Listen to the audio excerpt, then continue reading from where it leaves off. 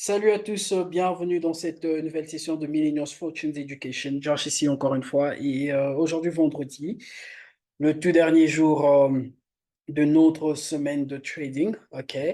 Et comme vous le savez, chaque vendredi, nous faisons juste une récapitulation de ce qui s'est passé le long de la semaine. Alors si c'est votre toute première fois de nous rejoindre, n'hésitez pas de cliquer dans le coin bas droit de votre écran sur la petite cloche de notification pour tout le temps être notifié à chaque fois que nous avons une nouvelle vidéo mise en ligne, ok? Et bien sûr, sans oublier de souscrire à notre, enfin, je veux dire sur cette chaîne YouTube, ok? Sans plus tarder, on va y aller. On va commencer avec USD CAD, ok? Ensuite, nous allons transitionner sur quasiment GBP odd, ensuite GBP CAD, ok? Et USD ZAR, ok? Sans plus tarder, on va y aller. USD CAD. Alors, littéralement, nous étions en train d'analyser USD CAD depuis le mercredi. OK? Et bien sûr, si vous nous suivez, ça fait un bon bout de temps, vous allez remarquer que nous avons eu un trade, une position sur USD CAD. Alors là, je suis sur le daily. Je vais essayer d'aller sur le H4. Mais bien avant cela, analysons le daily. Voyons voir ce qui s'est passé sur le daily. Vous allez remarquer en fait qu'il y a ce fort mouvement aussi, baissier. OK? Ce fort mouvement baissier là. Vous voyez ce mouvement baissier, OK? Donc le prix est allé à la hausse, OK? Il a donné des petits retracements jusqu'à aller au haut de la structure, OK?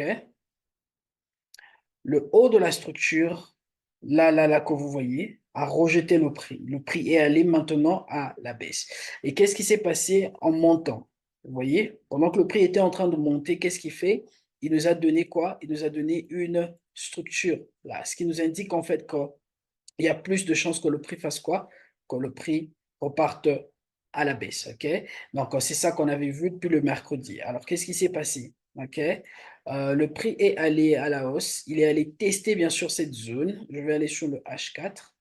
Le prix est allé tester cette zone, ok? Cette zone-là. Le prix a rejeté. Et ensuite, le prix est encore en train de repartir à la hausse, ok? Alors, quand je vais sur le H4, qu'est-ce qui se passe là? Vous allez voir que c'est ce mouvement qu'on avait eu, ok? Vous voyez ce mouvement-là? C'est ce mouvement que nous avons trade, à peu près 70 pips en profit, ok? Et bien sûr, nous avons fermé ce trade. Pourquoi? Parce que le prix commençait à nous montrer des faiblesses, ok? Le prix était maintenant en train de nous montrer des faiblesses au travers des candlesticks, ok? Raison pour laquelle nous avons fermé cette position-là, ok? Et nous sommes maintenant en train d'attendre que le prix reparte à la hausse pour faire quoi? Pour nous donner un nouveau haut encore. Une fois que le prix va nous donner un nouveau haut, nous allons faire quoi? Nous allons anticiper une vente. Donc, vous allez voir en fait que sur le long terme, rien n'a changé. Nous sommes toujours en train de rechercher une vente parce que le prix est en train de rejeter notre zone qui coïncide avec nos zones du Fibonacci. OK? Donc, on va bien sûr attendre jusqu'à la semaine prochaine pour voir ce que cette, euh, cette paire va faire. OK? Ensuite, nous transitionnons sur GBP Odd. OK? GBP Odd. Alors, qu'est-ce qui se passe avec GBP Odd? Quasiment la même chose. Quand je vais sur le daily, d'ailleurs, je suis sur le daily, je vais zoom out. OK? Vous allez remarquer ceci, que le prix est allé à la baisse, ok? Ensuite, il nous a donné cette correction-là et puis il est reparti encore une fois à la baisse. Ceci nous donne un cycle, ok? Mais qu'est-ce qui se passe, ok? Vous allez voir en fait que tout ceci peut être considéré comme un mouvement baissier, notre mouvement impulsif baissier. Pourquoi je dis cela? Parce que dans un mouvement impulsif, il peut être agressif comme ça, il peut être comme ça, donnez-moi une seconde, ok? Tout comme il peut avoir des petits retracements à l'intérieur, ok? Là, ce sont les variétés des mouvements impulsifs, ok? Voilà pourquoi nous considérons ceci comme un mouvement impulsif baissier et ce mouvement comme notre mouvement correctif. Et comme vous allez le voir, il était agressif, mais une fois qu'il s'est rapproché dans nos zones fibres, il commence à faire quoi? Il commence à nous donner cette structure-là. Ce qui nous indique encore une fois que potentiellement le prix va faire quoi? Il va aller à la baisse. OK? Et bien sûr, là, je suis sur le daily. Nous avons pris de trade sur le daily, excusez-moi, sur le H4. OK? Quand je vais sur le H4, vous allez voir à l'intérieur, nous avons eu des mouvements très simples. OK? Très simple. Qu'est-ce qui se passe? On a eu ce mouvement impulsif baissier. Regardez notre correction qui est venue là.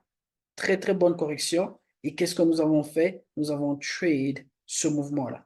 OK? C'est ce mouvement que nous avons eu. On est d'accord? Alors, si bien sûr vous avez été avec nous depuis le début de la semaine, vous auriez pris ce trade-là. OK? Vous auriez eu à peu près 150 pips en profit sur ce trade. Alors, qu'est-ce qui se passe? On va maintenant attendre encore une fois que le prix nous développe une autre correction, OK, de ce genre, avant bien sûr de faire quoi? Avant d'anticiper une autre vente. Alors, quand je zoom out, et permettez-moi de rentrer sur le daily. Quand je zoom out sur le daily, vous allez voir que ceci peut être considéré comme la correction de ce mouvement haussier. OK? Donc, la vente que nous allons prendre là, cette vente aura comme target, elle aura comme target ce niveau-là. Elle aura comme target, comme cible, ce niveau-là.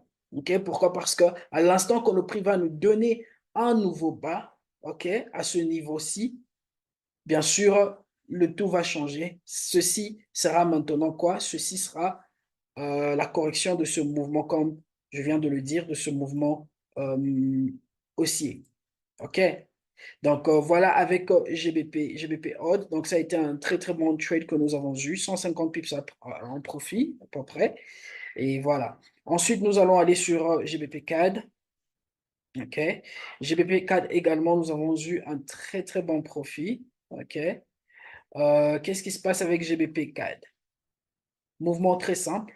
Nous avons eu bien sûr notre canal ascendant là. Comme vous le savez, pour un canal ascendant, qu'est-ce qui se passe dans un canal ascendant? OK? Dans un canal ascendant, ou je dirais d'ailleurs qu'un canal ascendant, c'est juste une figure de retournement. OK? Quand vous voyez un canal ascendant comme ça, sachez que tôt ou tard, le prix va faire quoi? Il va tomber. OK? Et c'est exactement ce que nous avons vu. On a eu ce canal ascendant. Ensuite, nous avons eu une forte rejection là. Et regardez ce qui s'est passé. Nous avons eu ceci comme correction. Nous avons eu un triangle qui s'expand comme correction. Mouvement très simple. Donc, on a attendu ce mouvement-là. Et c'est ce mouvement que nous avions trade et qui nous a donné un bon profit, très bon profit, à peu près 130 pips en profit. OK? Là, c'est GBP CAD. Qu'est-ce qui va se passer sur GBP CAD? La même chose. Nous allons attendre à avoir une correction complète. OK? Avant de faire quoi? Avant d'anticiper encore une fois une vente. OK? Là, c'est avec GBP CAD.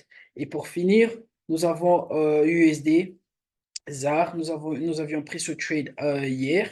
Je vais supprimer ces lignes. OK. Alors, sur USD ZAR, qu'est-ce que nous avons eu? Sur le long terme, nous étions en train de rechercher quoi? Nous étions en train de rechercher une correction complète. OK. Nous étions en train de rechercher, bien sûr, cette correction-là, je dirais. Cette correction. OK. La correction de ce mouvement impulsif baissier. Mais à l'intérieur, nous étions en mesure de prendre un achat. Pourquoi je dis un achat? Parce que nous avons eu un mouvement haussier. La même théorie, nous avons eu ce mouvement haussier. Alors, quand je prends le Fibonacci, ok, quand je prends mon Fibonacci, je le place là. Vous allez remarquer en fait que le retracement de ce mouvement haussier, c'était quoi? C'était, vous voyez, le mouvement là. C'était ça notre retracement. Et regardez comment il est revenu. Il est revenu jusque dans nos zones FIB. Raison pour laquelle nous étions en mesure de prendre un un achat. OK?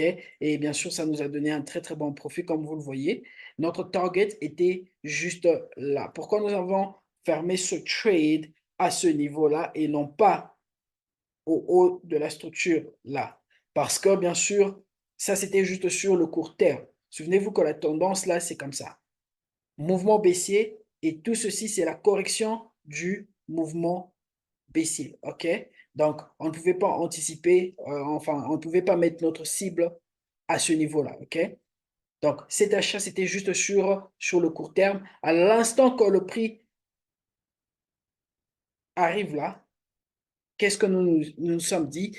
On va fermer ce trade. Pourquoi? Parce que nous aurons une correction complète de excusez-moi, une correction complète de ce mouvement impulsif baissier. Et c'est ça qui s'est passé. Donc, avec USDZAR, nous sommes maintenant en train d'attendre plus de confirmations. OK? C'est quoi les confirmations qu'on veut voir? C'est très simple. OK? On va voir comment est-ce que ce candlestick va fermer, ce candlestick de H4, comment il va fermer. Il y a des fortes chances que nous ayons ceci. Il y a des fortes chances que le prix fasse ceci, qu'il reparte à la hausse encore une fois, avant bien sûr de nous donner ce mouvement baissier. Donc, voilà tout pour cette semaine. Nous avions eu des très, très bons profits. Je nous donne rendez-vous encore une fois la semaine prochaine. Que Dieu nous bénisse. N'hésitez pas de souscrire sur cette chaîne pour nos mises à jour quasiment de chaque jour. OK? Et voilà. Donc, je nous donne rendez-vous le lundi et à très bientôt.